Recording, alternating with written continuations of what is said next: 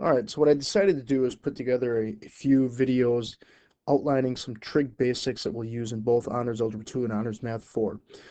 So this being the first video, we're going to start very basic with how we use the idea of SOHCAHTOA and our special right triangles to come up with the 6 trig functions that we'll be using for quite a while here in our trigonometry unit. So we're going to start with filling out our special right triangles. So you need to know these ratios that we got in geometry. Then in a 30, 60, 90 triangle, the ratio of the sides are 1 to 2 to the square root of 3. So the hypotenuse is always going to be double what the short side is, and the long side is always the short side times the square root of 3.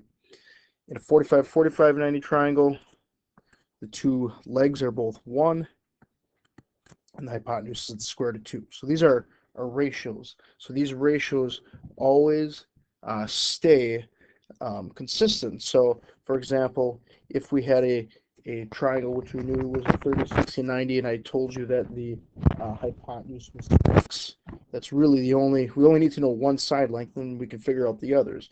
If that's 6, then the short side is half of that, and then the long side is the short side times the square root of 3. So only having one is enough to find all of them. Okay, so that's the idea behind those ratios. Now we use SOHCAHTOA to help figure out what the sine, cosine, and tangent of these degree measures are. So I'm gonna just bypass this this column right now. We're just going to talk in terms of degrees here, and then we'll talk about radians in a second. So the first thing we want to do is use our SOHCAHTOA to find our values of 30 degrees. So the sine of 30 degrees, so that's going to be filling out that square right there. Remember, sine is opposite, which is 1, over hypotenuse, which is 2. So the sine of 30 degrees is going to be 1/2. Right? The cosine of 30 degrees would be the square root of 3 over 2, because that would be the adjacent side over the hypotenuse. And then tangent would be opposite over adjacent, which would be 1 over 2, or, oops, sorry, 1 over square root of 3, but we don't want to leave it like that, because we want to make sure we don't have radicals in the denominator, so we're going to rationalize by multiplying by the square root of 3 over square root of 3, so that gives us the square root of 3 over 3. So those are the 3 major trig functions of 30 degrees.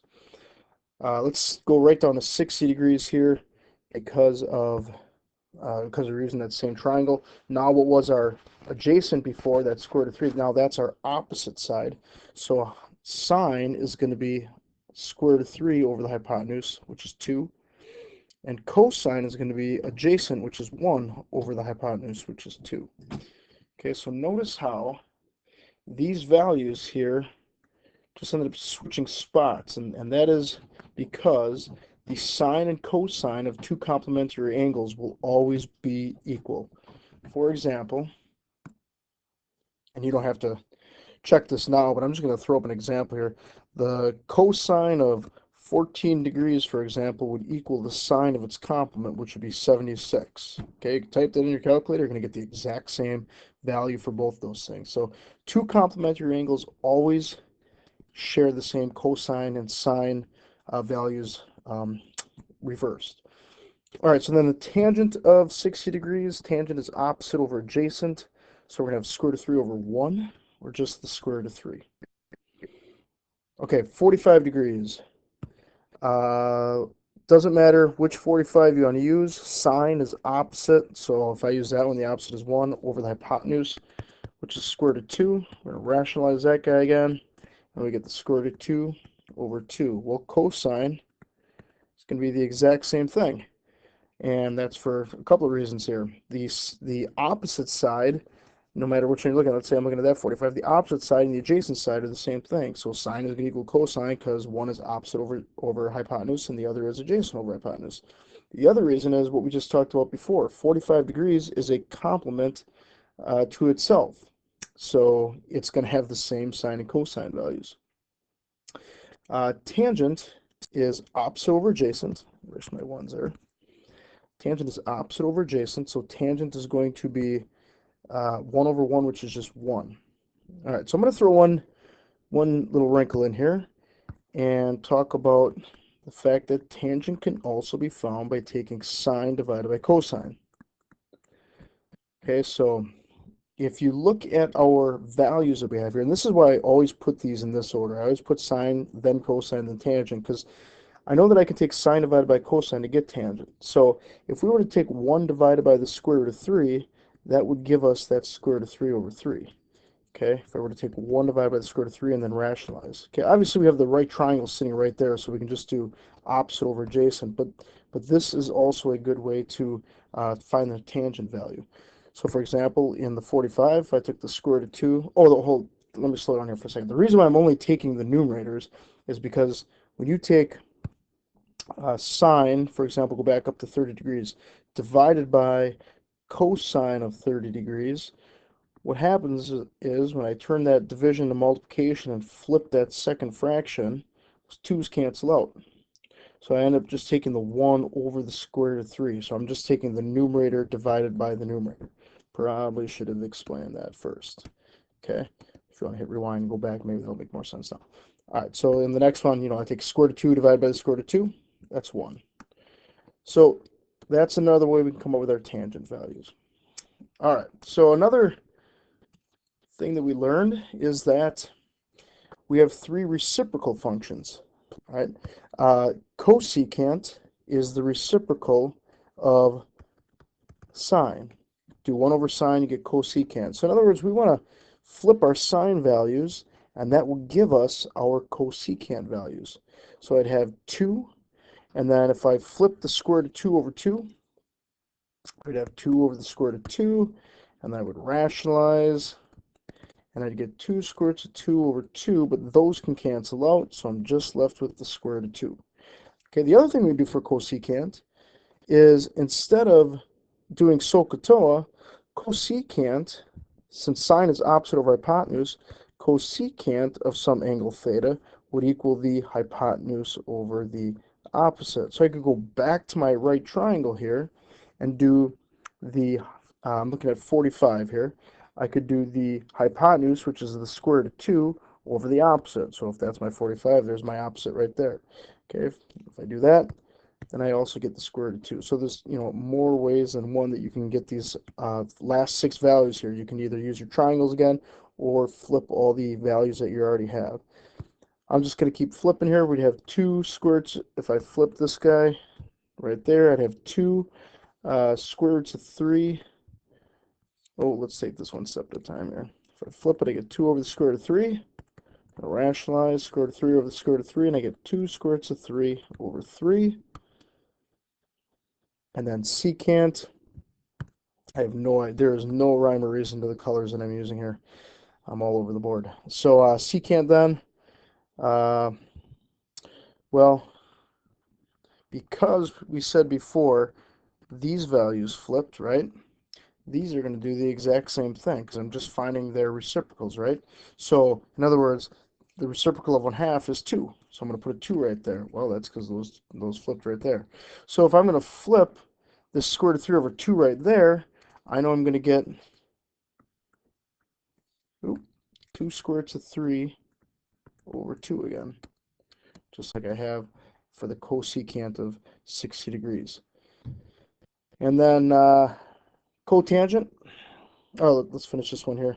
It's also going to be the square root of 2. Cotangent is going to be the reciprocal of tangent.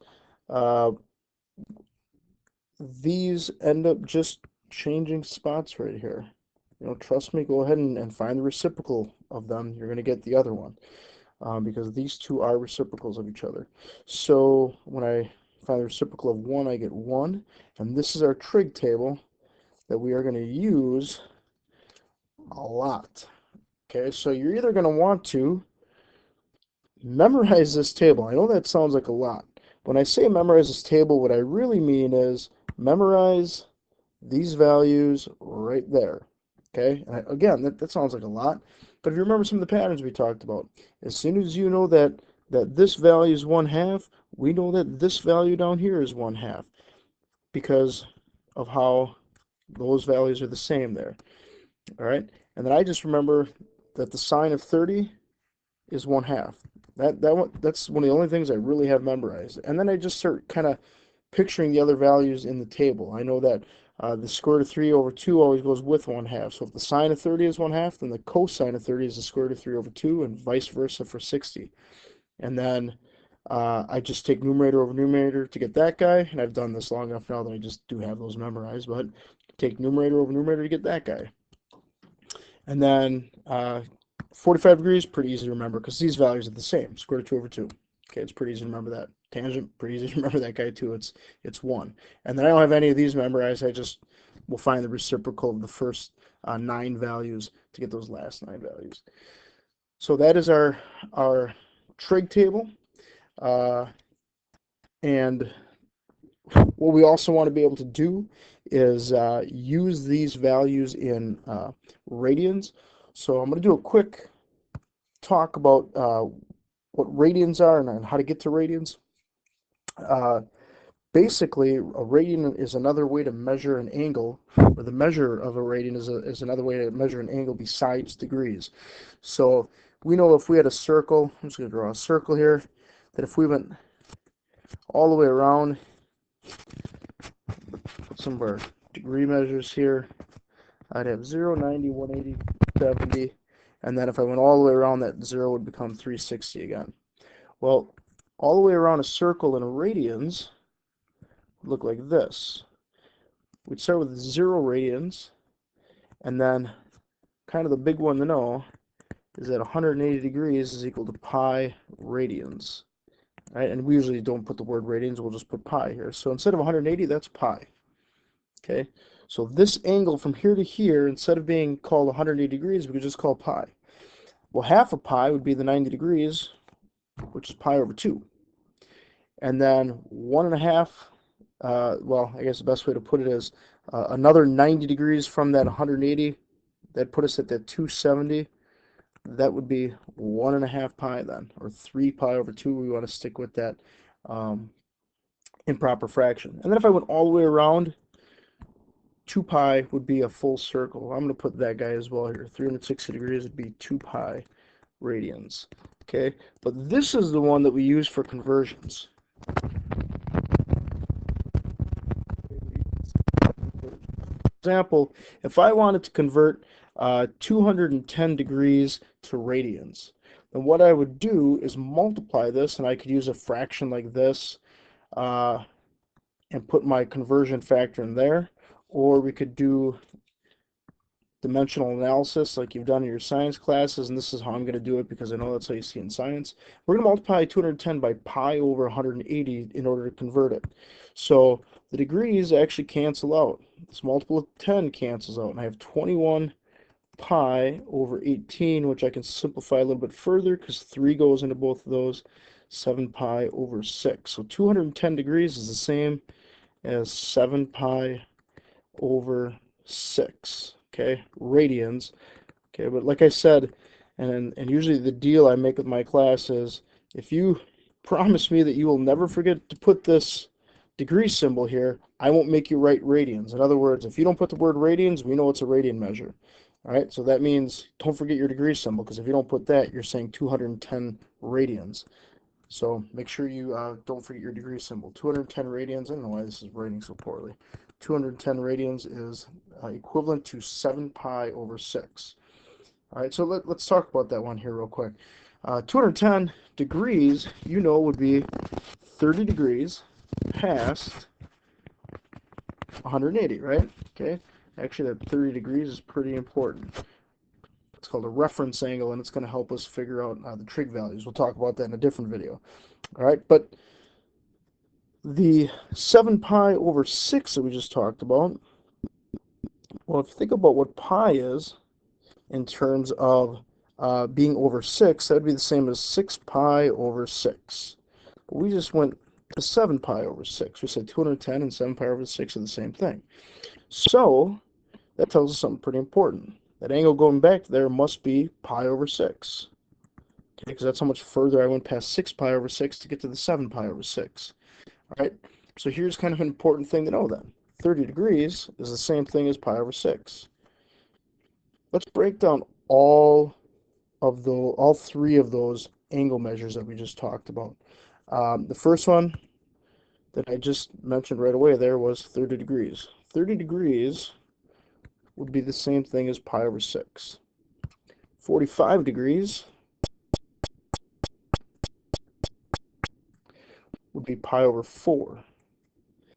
And 60 degrees would be pi over 3. Okay, and this should make sense because I just kind of zoomed in on the first quadrant there.